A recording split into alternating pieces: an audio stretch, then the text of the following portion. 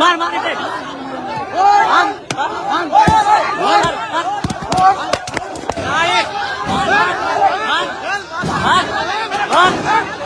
गाड़ी गाड़ी चलবে কেন गाड़ी কেন আমরা বোকা চোদা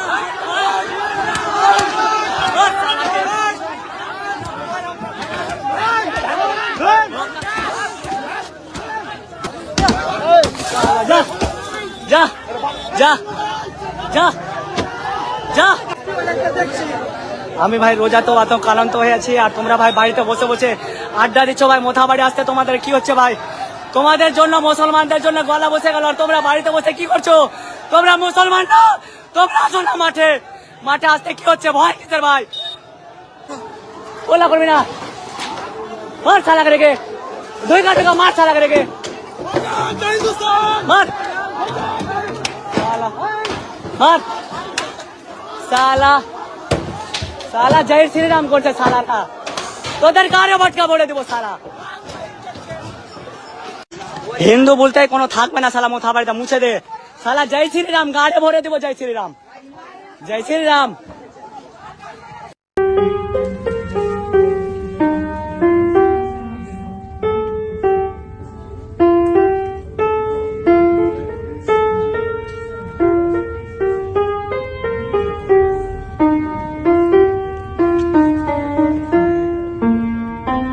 মালদা যখন জ্বলছে রাজ্যের মুখ্যমন্ত্রী তিনি লন্ডনে পিয়ানো বাজাচ্ছেন।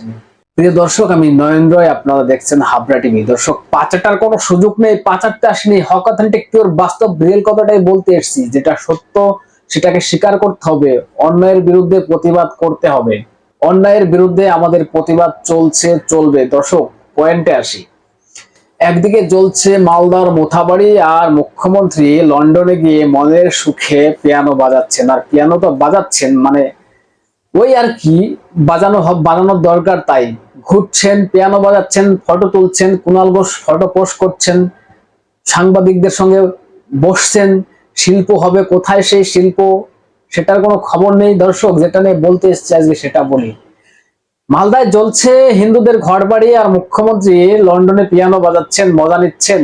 মজা ওখানে বসে যে বাহ আমার ভাইয়েরা দারুণ কাজ করছে, আমার ভাইয়েরা দারুণ কাজ করছে, আমি লন্ডনে মজা নিচ্ছি আর আমার ভাইয়েরা ওদিক দিয়ে দারুণ কাজ করছে। দেখলেন আপনারা মোথাবাড়িতে কি ঘটেছিল, কি হয়েছিল।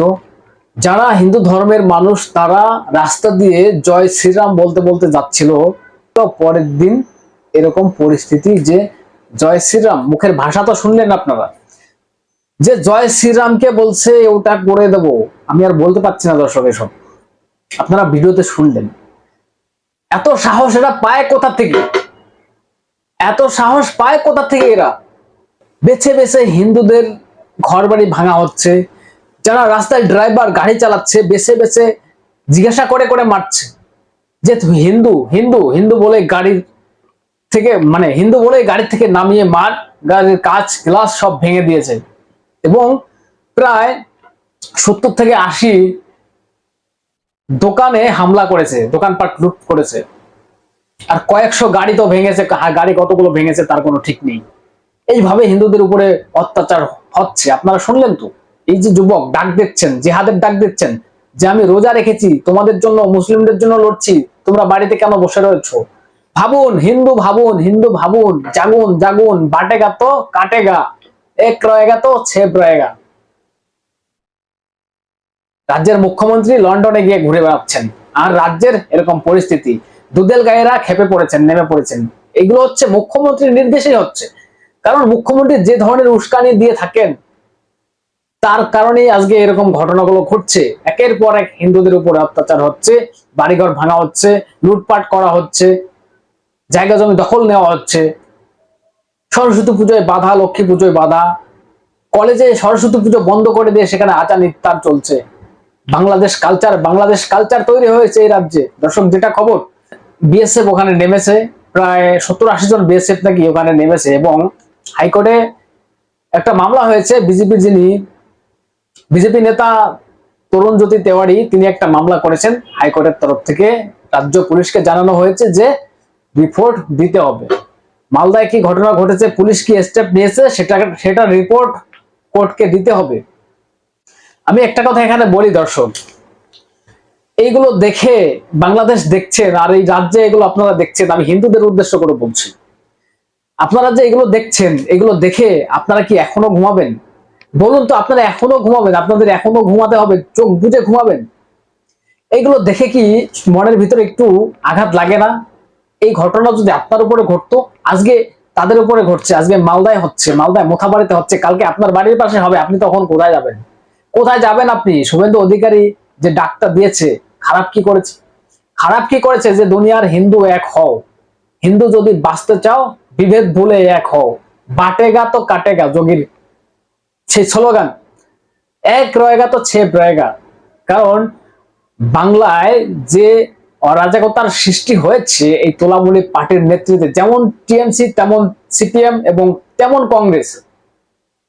সিপিএম যাদবপুর কলেজে ইফতার পার্টি এবং নামাজ আয়োজন করেছেন। ভাবুন, 30% ভোট দরকার, এদের ভোট দরকার, তাই না? একটা কমিউনিটির মানুষকে এইভাবে তোষণ করে আর একটা কমিউনিটির মানুষ যারা হিন্দু তাদেরকে নির্যাতনের উপর নির্যাতন সহ্য হচ্ছে।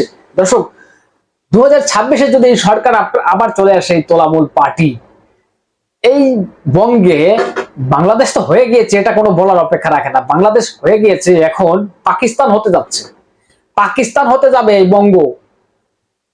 বাংলাদেশ ছেড়ে দিন, জাগো হিন্দু জাগো, দুনিয়ার হিন্দু জাগো, আপনাদের ঘুম ভাঙান। ওই 500,000 টাকা লক্ষ্মীর ভাটা ভিক্ষা দিয়ে রাজ্য চলবে না, দেশ চলবে না, পেট চলবে না।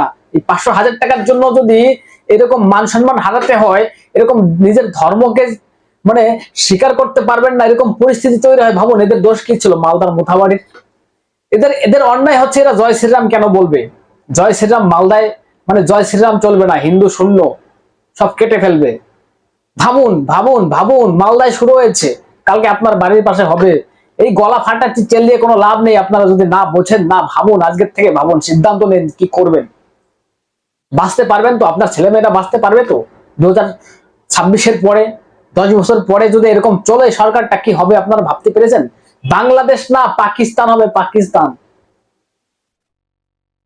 আর মুখ্যমন্ত্রী লন্ডনে গিয়ে পিয়ানো বাজাচ্ছেন, শিল্প আনবে, শিল্প, ওরে কি শিল্প আসবে সে তো আমরা জানি। এইসব নিয়ে মুখ্যমন্ত্রীর কোনো বক্তব্য নেই, দুধেল গাই, যে গরু দুধ দেয় সে গরুর লাথি খাওয়া ভালো, মুখ্যমন্ত্রীর বক্তব্য। দর্শক কি বলবেন? আপনারা জাগুন, হিন্দু যারা আছেন জাগুন, ভাবুন, ভাবুন, ভাবতে শিখুন, বুঝতে শিখুন। কি বলবেন? আপনাদের গুরুত্বপূর্ণ মতামত জানান কমেন্টস করে, এবং নজর রাখবেন হাবড়া টিভিতে, চ্যানেলটাকে সাবস্ক্রাইব করে পাশে থাকবেন, সঙ্গে থাকবেন। দেখা হচ্ছে নেক্সট কোনো ভিডিওতে। ততক্ষণ সুস্থ থাকুন, ভালো থাকুন।